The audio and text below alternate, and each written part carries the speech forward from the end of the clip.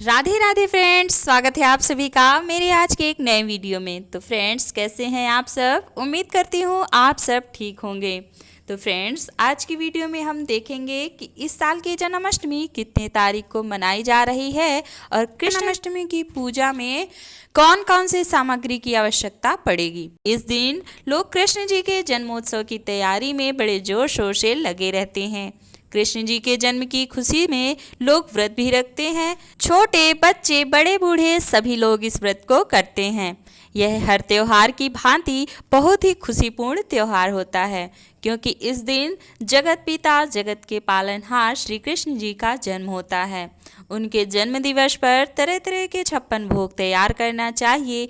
जो जो चीज़ें लड्डू गोपाल को पसंद होती हैं वो सब चीज़ें बनानी चाहिए। व्रत करने वाले लोगों को रात को 12 बजे के बाद लड्डू गोपाल जी का जन्म करने के बाद ही अपना व्रत खोलना चाहिए।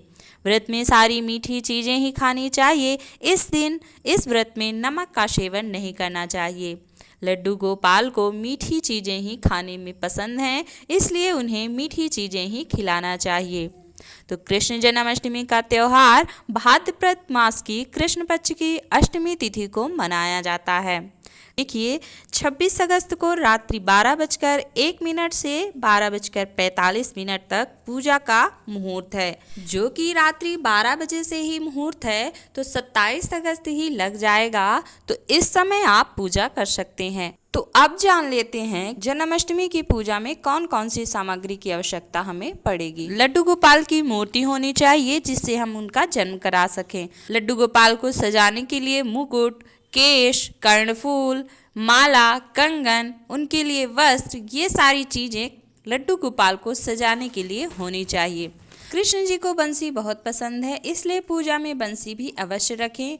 उनके लिए मोरपंख, उनके मुकुट में हमेशा मोरपंख सजा हुआ होता है, इसलिए अपनी पूजा में मोरपंख भी अवश्य रखें। खीरा जिससे कि हम लड्डू गोपाल का जन्म कराएंगे, इसलिए पूजा में खीरा भी आवश्यक है। एक आसन स्वयं के बैठने के लिए और एक आसन लड्डू गोपाल के लिए, जिसमें लकड़ी का पाटा होना चाहिए और पीला वस्त्र, जिसमें हम लड्डू गोपाल की मूर्ति को स्थापित कर सकें। कलश पात्र के लिए आम के पत्ते होना चाहिए। हवन के लिए सप्त धान्य रखना चाहिए। दीपक, बाती, रुई, जिसमें से हम भगवान की आरती करेंगे, ये सब चीज़ें भी आप अवश्य रखें। हल्दी की गांठ, जिसमें हम भगवान को आमंत्रित करेंगे। सुपारी, जिसमें कि हम गणेश जी का आह्वान करेंगे।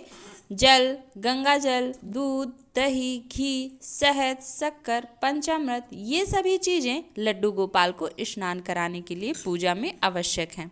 मौली धागा, जनेऊ, जो कि हम लड्डू गोपाल को पहनाएंगे, इसलिए जनेऊ भी अवश्य रखें। चंदन, हल्दी, रोली, सिंदूर, ये सब भगवान को सजाने के लिए चंदन, हल्दी, रोली, सिंदूर अवश्य रखें। तुलसी लड्डू गोपाल को अति प्रिय है, उसके बिना उनकी पूजा अधूरी रहती है, इसलिए अपनी पूजा में तुलसी भी अवश्य रखें। फूल माला, अक्षत, अष्टदल कमल बनाने के लिए अक्षत कुछ थोड़ा सा ज़्यादा आप रख लीजिएगा, जिससे कि अष्टदल कमल भी बनाया जा सके। धूप बत्ती, दीपक, कपूर, ये सब भी रखें।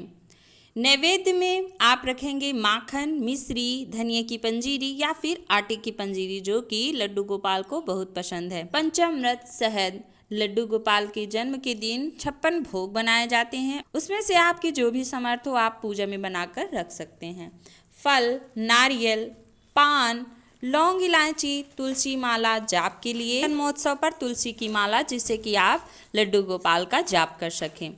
कथा पुस्तक, लड्डू गोपाल की कथा करने के लिए कथा पुस्तक भी आवश्यक है। ये सारी सामग्री पूजा में अवश्य रखें। तो फ्रेंड्स, कैसी लगी आपको ये जानकारी? कमेंट बॉक्स में हमें ज़रूर बताएं और इसी तरह के वीडियो देखने के लिए हमारे चैनल को सब्सक्राइब करना ना भूलें।